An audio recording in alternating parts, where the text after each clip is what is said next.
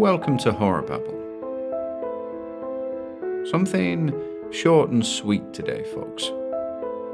Jen and I came across this little anecdote prior to the recording of The Willow Landscape by Clark Ashton Smith, which will be published tomorrow, by the way.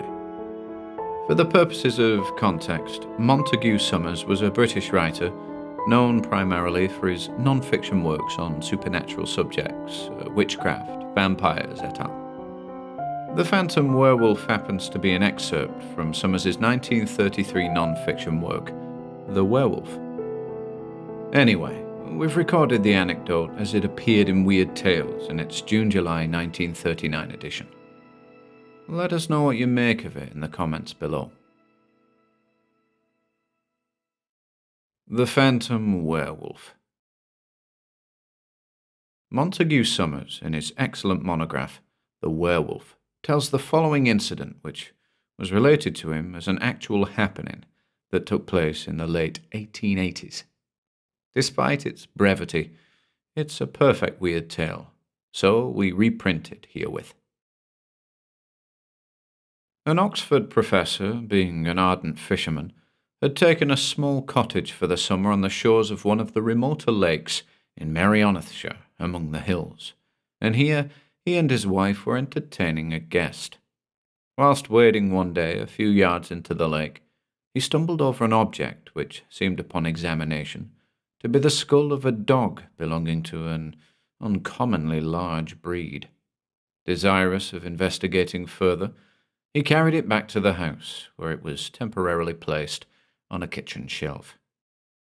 That evening, his wife had been left alone a while, and to her surprise, not unmixed with fear, she heard a snuffling and scratching at the kitchen door, which led into the yard.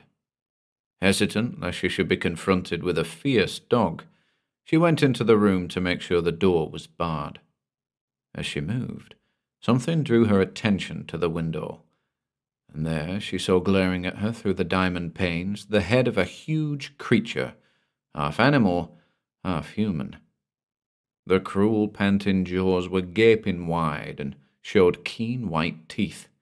The great furry paws clasped the sill like hands. The red eyes gleamed hideously. It was the gaze of a man, horribly intensive, horribly intelligent. Half fainting with fear, she ran through to the front door and shot the bolt. A moment later, she heard heavy breathing outside, and the latch rattled menacingly. The minutes that followed were full of acutest suspense, and now and again a low snarl would be heard at the door or window, and a sound as though the creature were endeavouring to force its entrance. At last the voices of her husband and his friend, come back from their ramble, sounded in the little garden, and as they knocked, finding the door fast, she was but able to open, ere she fell in a swoon at their feet. When her senses returned, to find herself laid on the sofa and her husband anxiously bending over her, she told in halting accents what had happened. That night, having made all secure and extinguished the lamps, the two men sat up quietly, armed with stout sticks and a gun. The hours passed slowly, until when all was darkest and most lonely, the soft thud of cushioned paws was heard on the gravel outside, and nails scratched at the kitchen window.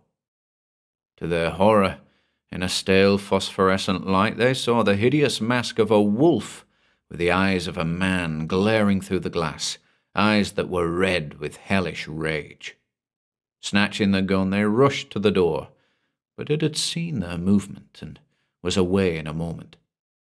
As they issued from the house, a shadowy, undefined shape slipped through the open gate, and in the stars they could just see a huge animal making toward the lake, into which it disappeared silently, nor did a ruffle cross the surface of the water. Early the next morning, the professor took the skull and, rowing a little way out from the shore, flung it as far as possible into the deeper part of the tarn. The werewolf was never seen again.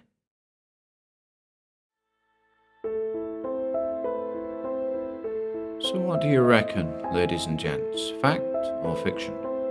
Let us know in the comments below.